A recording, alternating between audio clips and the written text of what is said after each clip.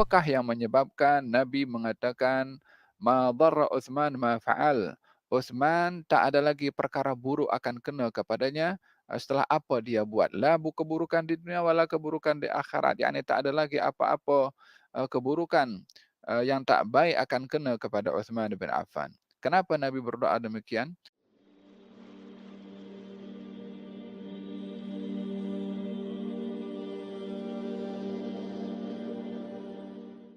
Allah Subhanahu wa taala berfirman dalam Al-Qur'anul Karim, "Wa ma amwalukum wala auladukum billati tuqarribukum indana zulfa illa man amana wa amila shalihan." Tidaklah harta kamu dan bukanlah juga anak-anak kamu yang akan mendekatkan kamu di sisi Allah, melainkan orang-orang beriman dan beramal saleh.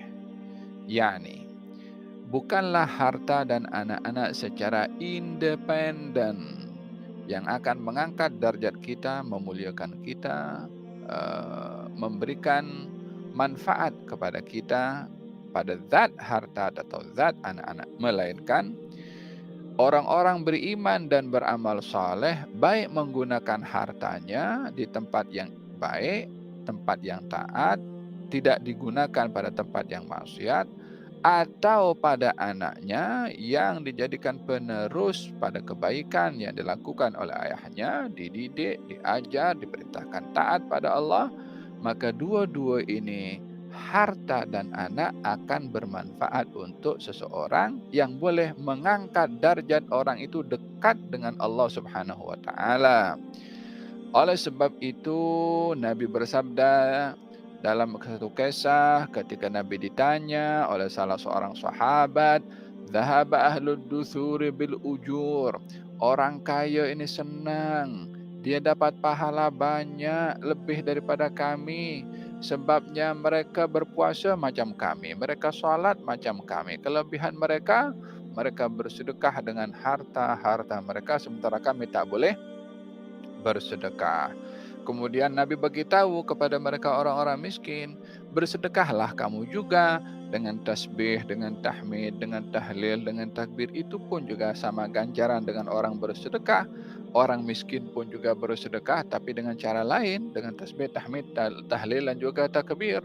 Orang kaya sedar, orang miskin bertasbih, bertahmid sebagai sedekah, dia pun sama ikut tasbih, tahmid, takbir untuk bersedekah juga. Tambahannya, bersedekah dengan harta mereka. Orang miskin report balik, "Ya Rasulullah, orang kaya ikut sama macam kami." Kata Nabi, demikianlah agihan yang Allah agihkan kepada hamba-hambanya dengan adanya kelebihan yang ada kepada seseorang yang tidak ada kepada yang lainnya. Di sini dinisbahkan orang kaya banyak kembali, banyak membawa pahala. Apa sebabnya? Digunakan kekayaannya di jalan Allah Subhanahu wa taala. Apakah yang menyebabkan Nabi mengatakan, "Ma dharra Utsman ma fa'al." Utsman tak ada lagi perkara buruk akan kena kepadanya, setelah apa dia buat. Keburukan di dunia wala keburukan di akhirat. Yani tak ada lagi apa-apa, keburukan, yang tak baik akan kena kepada Utsman bin Affan. Kenapa Nabi berdoa demikian?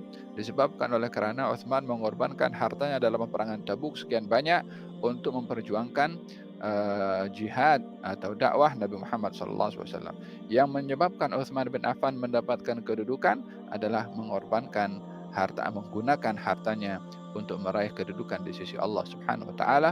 Jadi harta itu, bila digunakan di tempat yang membawa kebaikan bagi seseorang, harta itu akan mengangkat darjat orang itu mulia di sisi Allah. Tetapi kalau sebaliknya, kalau tujuannya mencari harta, hanya segala kekayaan untuk menikmati kenikmatan, kemewahan dan seumpamanya, maka tiadalah akan mengangkat apapun darjat seseorang di sisi Allah Subhanahu wa taala.